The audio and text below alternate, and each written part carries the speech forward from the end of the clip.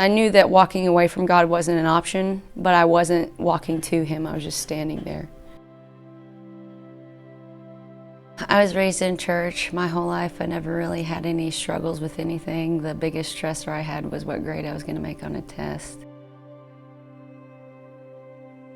And then about 2 years ago, I started struggling with self-image issues.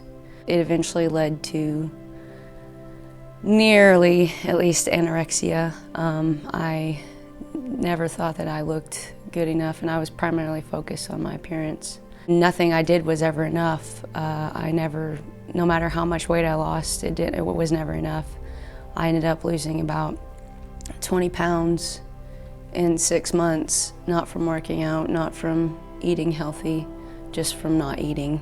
I started to get positive attention from people that I didn't really need positive attention from, which led to a continuation of my habits. Nothing about my spiritual life changed, but every decision I made was primarily driven by how it made me look. I had people in my life telling me that there was a problem, but I just thought, they didn't understand. They weren't where I was.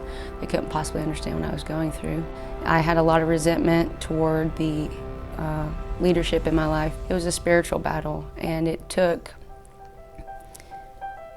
6 months for me to even get to the place where I was seeking a deeper relationship with God again. My family intervened and had a prayer meeting in our den. That's when it hit me that there could be something wrong, and it wasn't a change overnight, even when I could admit that I had a problem. I sat down at the piano and I actually wrote a song. And I don't write music, I don't do any of that. I couldn't play the piano at all.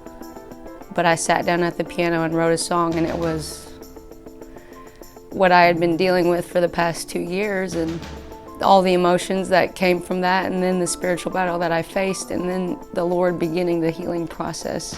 In a span of 5 minutes, I don't write music, I don't do anything, but it was just like He gave it to me right there.